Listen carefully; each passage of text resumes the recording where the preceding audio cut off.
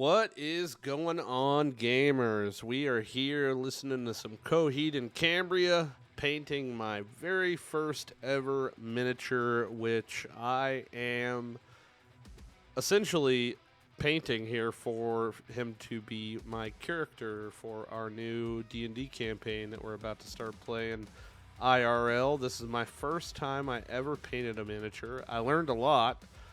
This guy, I don't remember exactly what his name is, but he's more or less a dwarf with a big two-handed warhammer and a shield on his back. And he came with some paint, these little containers paints. And honestly, I didn't realize till about halfway through this that the paint that he comes with, I don't know if it was just like dried out and old or something, but it kind of sucked. I did buy a separate paint thing called speed paint. And it was kind of expensive, but as soon as I like opened it up and put some of the paint on, you'll really tell a difference here about halfway through the video too. Man, it was just like a whole night and day difference. So I've actually so I went to Hobby Lobby because I saw some TikToks about, tips and tricks for painting miniatures, and they had said to get like a dowel type of thing or like a candlestick and have it upside down with sticky tack on the bottom to, give you more maneuverability with your minifigs that you're painting, etc., etc. And I apologize if they're not called minifigs. I don't know what the hell they're called, to be exactly honest. But those little things too were terrible to open up. Although I really did like this kind of metallic gunmetal blue, I believe is what it was called, is what I used for like the drape underneath the belt here. And then I got some silver going on for the scales, and that yellow there that you can see, pure sand right there. Yeah, I tried to use that for the face and the arms, like the skin tone, and it was just bad. And this didn't really come with a good skin tone color, and I didn't want to make them like green or red or anything.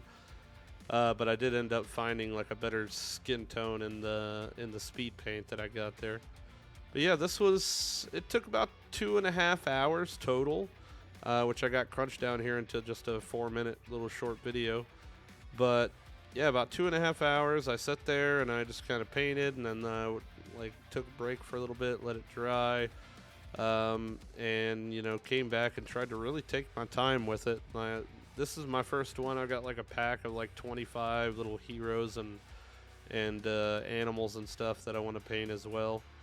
But yeah, I've always wanted to do this. And, I felt like now's the best time to do it. This is when I started to mess with the speed paints, and I started to put it on the pants, and I was like, oh my god. Also, it appears that I had kind of a pain in the butt problem with, keeping what I was working on in the middle of the camera. It was definitely hard to film this, that's for sure. But you'll be able to tell here in a second with that. So this is when I started using it for the skin tone. He kind of had this brown coal miner look going on, and yeah, the brown on the pants looks so much better than the brown on the boots does. Oh my goodness, total night and day difference. And it's a little bit more liquidy, the speed paint, so it kind of just fills in the cracks and crevices a lot easier than the other stuff. But yeah, man, I was pretty impressed with what I had pulled off personally, and then I was actually pretty impressed with how easy it was. I'm sure it could get more complicated and more detailed and things of that nature, but I really had quite a bit of fun with this. Unfortunately, it's like the hammer is kind of like floppy bent type of thing, but I tried to bend it back and it didn't stay, so yeah, I ended up sticking with it.